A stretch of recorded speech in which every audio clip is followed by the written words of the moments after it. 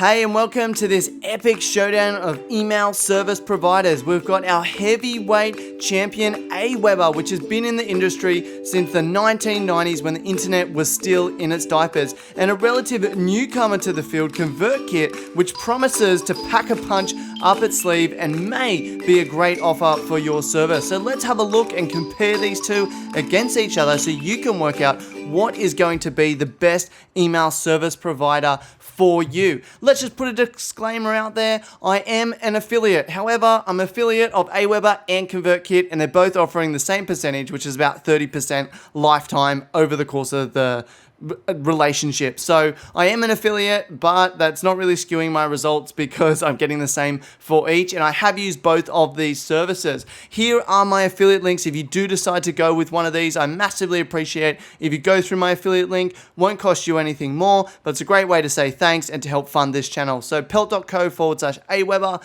for AWeber or pelt.co/CK for ConvertKit. Also, if you buy through my affiliate link, I will give you a free bonus. Just go to pelt.co/bonus to go and claim your bonus over there. Oh, it looks like the fight is beginning with round number one, which is probably the most important round for most people, and that is the pricing round. So let's have a look at the different pricing between AWeber and ConvertKit. We're going to start with our heavyweight champion, AWeber, and have a look at their pricing. Now, they start at $19 per month for up to 500 subscribers. You'll learn over time, 500 subscribers is not that many, and you will quickly cap that out. We can then see the $29 per month, 500 to 2,500, and it's moving up from there. So what we're going to do is we're going to look at prices for 1,000 subscribers, 2,500, 5,000, 10,000, and then we'll look at 25,000 as well. If you go above 25,000, you are epic. So we can see that 25,000 caps out at 149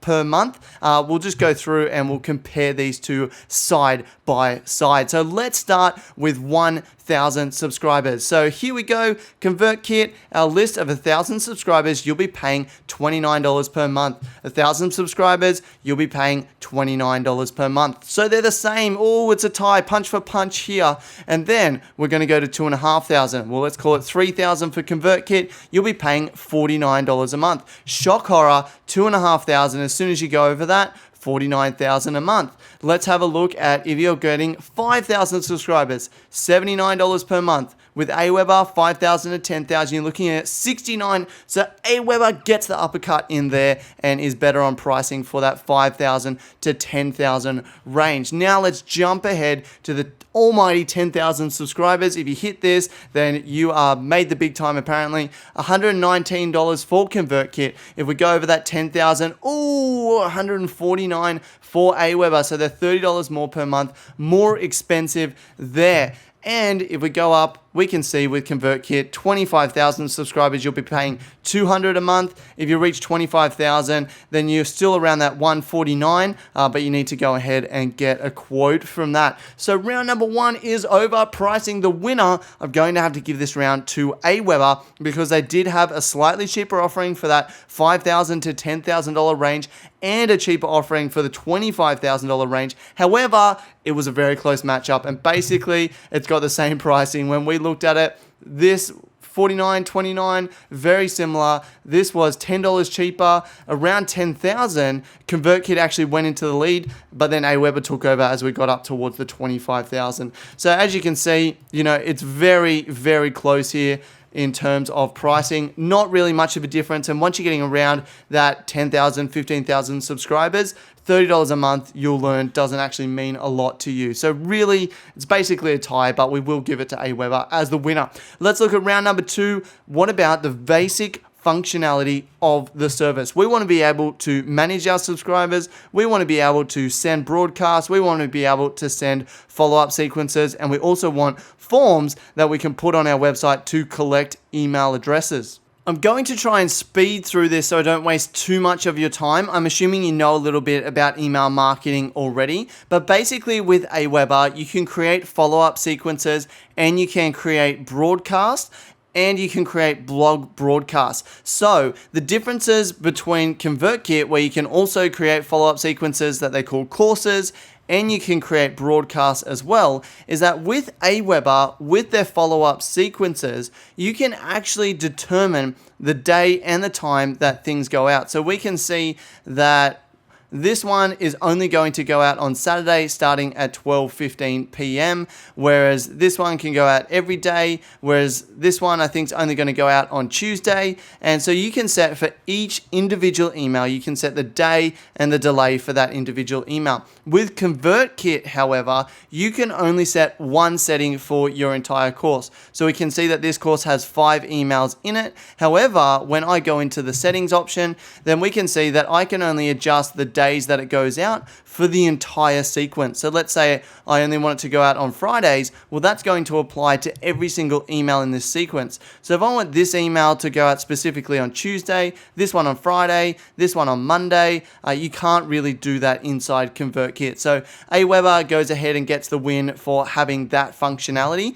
AWeber also has a lot more options when it comes to creating templates for your messages. So if I go to this drag and drop builder, then they have so many different templates that you can load. Truthfully, I think most of the templates are basically garbage and I wouldn't use them anyway. I tend to use plain text, but you can go through and see them. I moved away from AWeber about 6 months ago, so they could have added in some better templates now. Let's go ahead and load the templates and quickly have a look and see if there's anything that's good in there.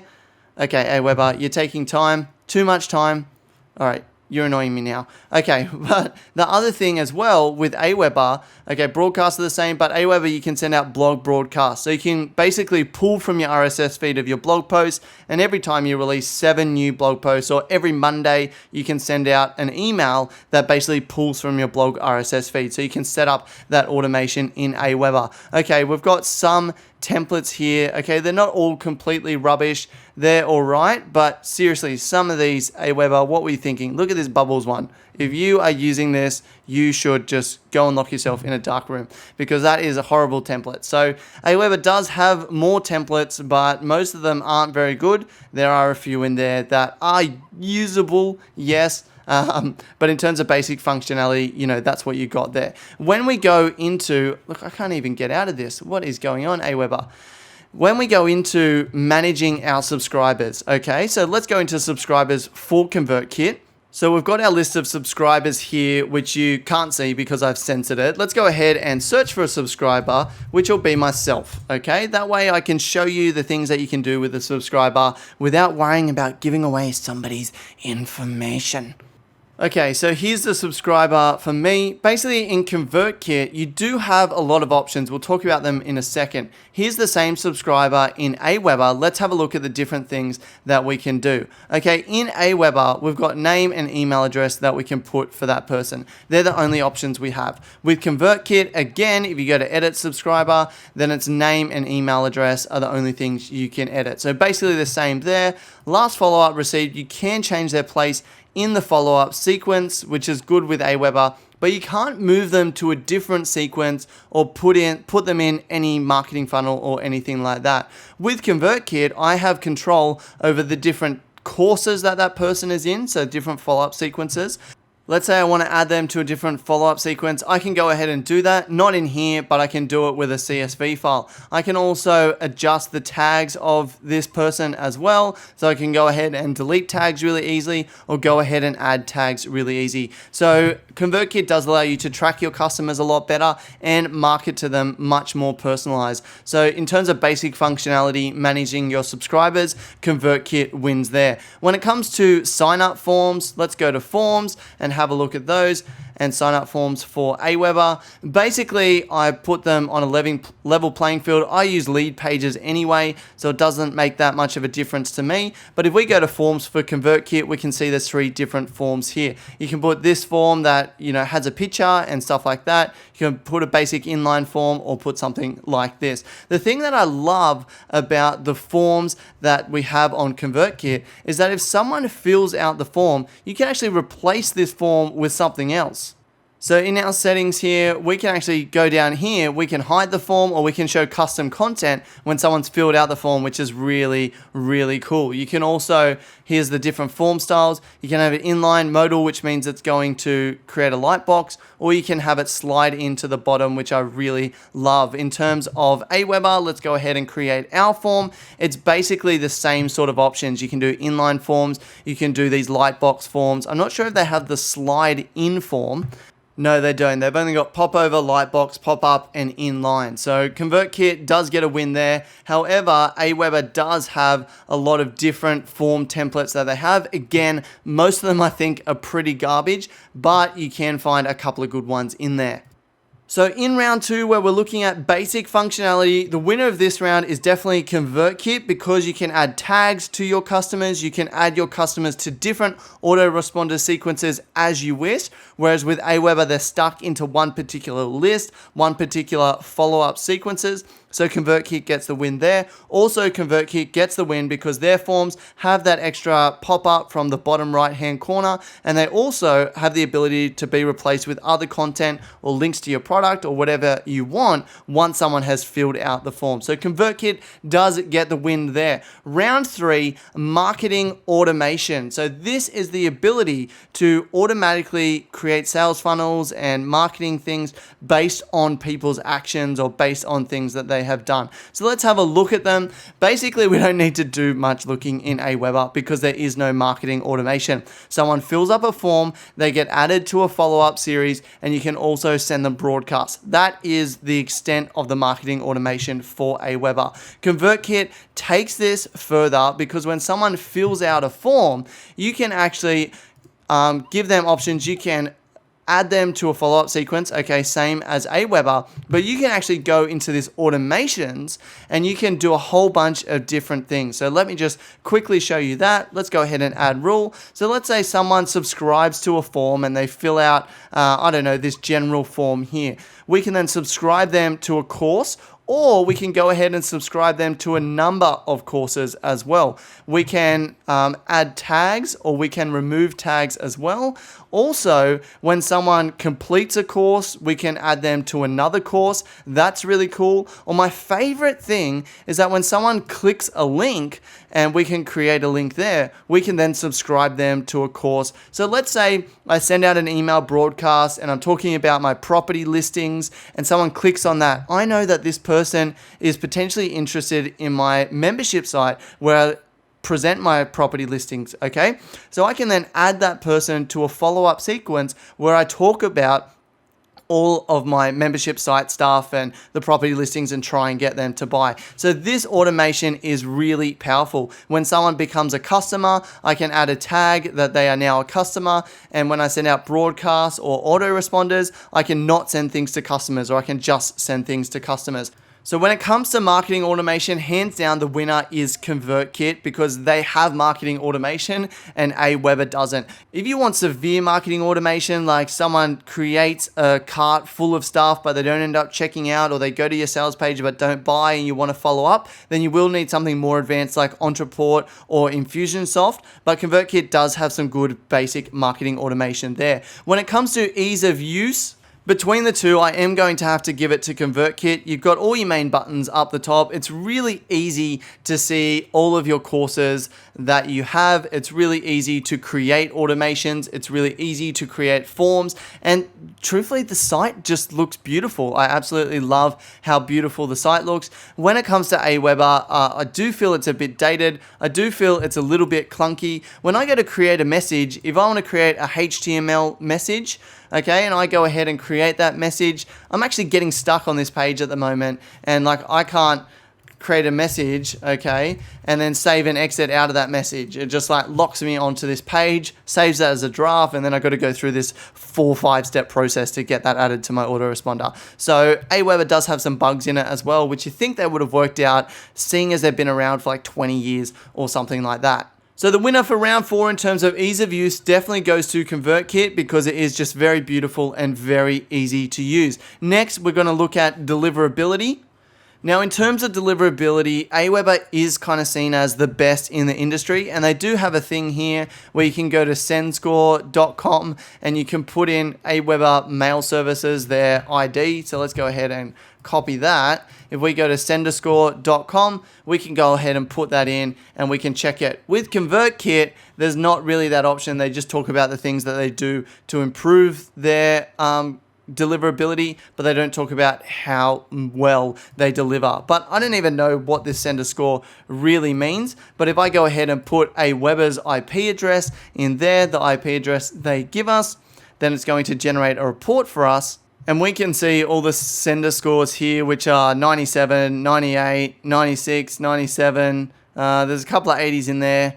But yeah, most of it is really, really good. So round number 5, deliverability has to go to AWeber. However, I think the difference in deliverability is going to be extremely small and probably hardly noticeable. Round number 6, the final round, is the problems. What are the problems that I have with each of the sites? Well, the major problem that I have with AWeber is that I can't move people between lists. It also counts people in multiple lists as multiple different email subscribers. So that adds up and costs more money. There is also no automation or no tagging features, so I can't tag particular customers. There's just very limited in what you can do with your customers in AWeber. The biggest problems that I have with ConvertKit is with the follow-up courses. You can't set individual days for messages to go out. However, there are ways you can get around this with their automation features and using a shed load of different launch funnels. So you can see here, I've got launch 1, 2, 3, 4, and 5. This is a launch sequence for an evergreen launch funnel.